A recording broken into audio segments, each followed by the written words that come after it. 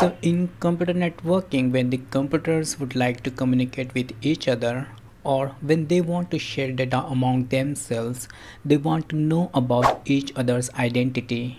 And without knowing this identity, the computer communication is impossible. So what is this identity in computer networking? Well, this identity is divided into three forms in computer networking. The first is MAC ID, second is IP address, and third is host name.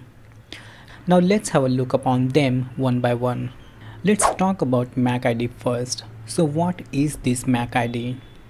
Well, the MAC ID is basically 12-digit hexadecimal number written on NIC card or the LAN card of the PC. This number is basically assigned by the manufacturer who actually built these cards. In this MAC ID, the first 6 numbers define who is the manufacturer or the vendor of this card, and the last 6 number defines the serial number of this MAC ID.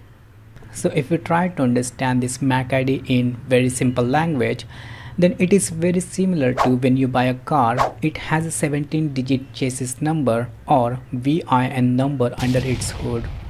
So the first 11 digit belongs to information about manufacturer, car engine, and the model number of the car, etc. And the rest 6 digit actually the serial number of the car. Similarly, this MAC ID also provides information about its manufacturer and the serial number of the network card. But why this number is so important? It's because just like these cars where their chassis numbers are unique from car to car, similarly these MAC IDs are also unique from PC to PC. So if you have hundreds and thousands of PCs connected in the network, then it becomes very easier to differentiate the identity among the computers with the help of this unique MAC ID. Here MAC ID plays very important role in network communication because it's not only used by the PCs but also it uses by the switch, router, firewall, printer, scanner, and even our cell phones also uses the MAC ID. And without these MAC IDs, the network communication is impossible. So you can understand the MAC ID is very important if these computing devices would like to communicate with each other. The second form of identity is IP address. The IP address is also a unique number given to network cards, and these IP addresses basically used to find the location of the PC. This is very similar to after you buy a car, you get assigned with some kind of number plate on your car, right? So in case your car is stolen or maybe missing, then official can locate your car by using the number plate. Similarly, in computer networking, when the computers would like to communicate with each other, they use their IP address as an identity to find their location. Now the question is, what is the difference between the MAC ID and IP address, as they both have unique numbers assigned to the PC, right? Well, the main difference between MAC ID and IP address is the MAC ID is the physical address written on the hardware chip of the network card. So it doesn't matter what location you carry your PC, but the MAC ID of that PC will remain same. Where in case of IP address, it is basically a logical number given to the network card under the operating system. And once this IP address is assigned, the operating system binds its own IP address with MAC ID of the network card.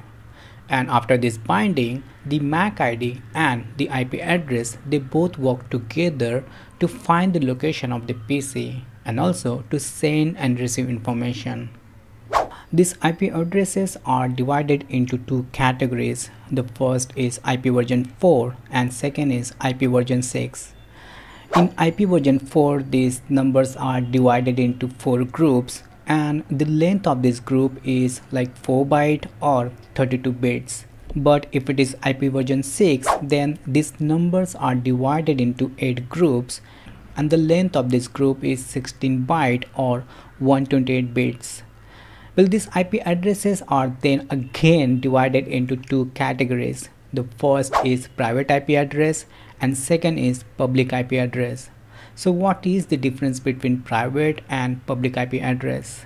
Well, the private IP addresses are basically free for us, and we can assign this to as many computers we want in home or offices.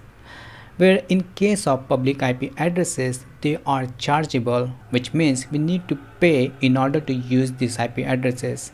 So where we can get these IP addresses? For this, we need to reach out to our local internet service provider and they will provide us the public IP address. So what is use of this public IP address? Well, if you want to use internet, then the internet is not going to work upon these private IP addresses because these private IP addresses are non-routable, which means the internet service provider, they do not allow your private IP address in their domain. For that, you need to purchase the public IP address from the ISP and then they will allow your private IP address to pass the traffic on internet. That is how you access to the websites like Google, YouTube and any other websites.